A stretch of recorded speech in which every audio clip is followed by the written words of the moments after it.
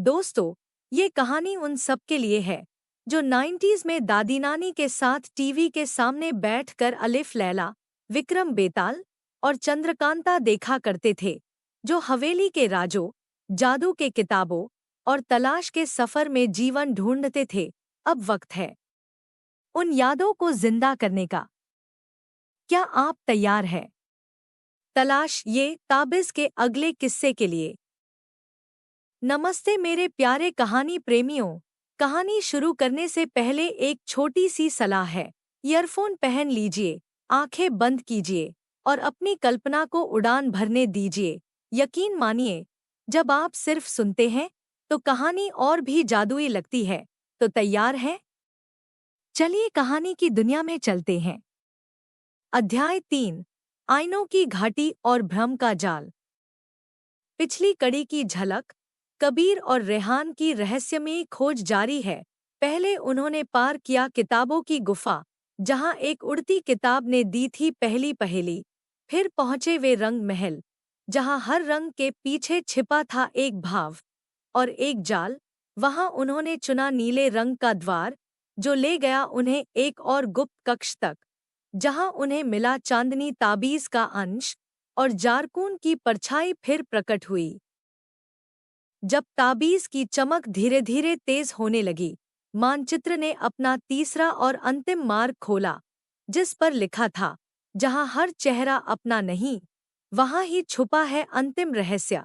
सपनों और सच्चाई के बीच मिलेगा अंतिम द्वार। कबीर, रेहान और जुनैद अब पहुंचे एक नई जगह, एक वीरान घाटी, जहां चारों ओर खड़े थे सैकड़ों विशाल आईने।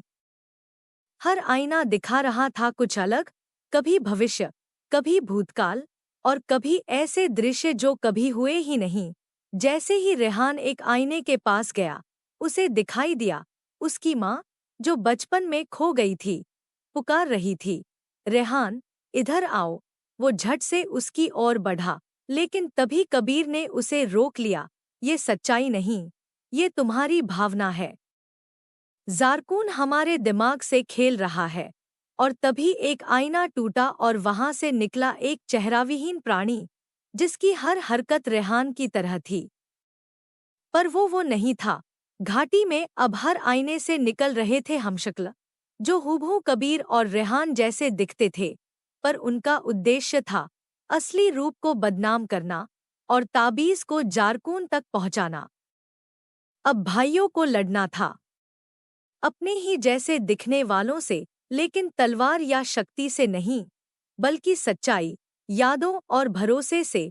कबीर ने एक आईने के सामने अपनी दादी की लोरी गुनगुनाई, जो सिर्फ असल कबीर को याद थी। आईना चमक उठा और असली कबीर की पहचान हो गई। तीसरा द्वार खुला, लेकिन कीमत के साथ। जब दोनों ने अपने असली अस्तित्व को साबित किया, घाटी के बीच में ज़मीं फटी और वहां निकला अंतिम द्वार, चांदी से जड़ा, जिस पर लिखा था, जो इसे पार करेगा उसे अपनी सबसे कीमती चीज खोनी पड़ेगी। कबीर और रेहान एक दूसरे की ओर देखे। क्या वे तैयार थे सब कुछ दांव पर लगाने के लिए? और तभी जारकून ने पहली बार खुद को प्रकट किया, उसकी आंखों में आग और उसके हाथ में ताबीज को खींचने वाली शक्ति। क्या होगा अब? क्या ताबीज सही हाथों में जाएगा या जारकून अब अमर हो जाएगा? क्या कोई पुराना रहस्य अब उजागर होगा? अगली कड़ी में, जब ताबीज जागेगा और जारकून खोलेगा अपने श्राप का राज।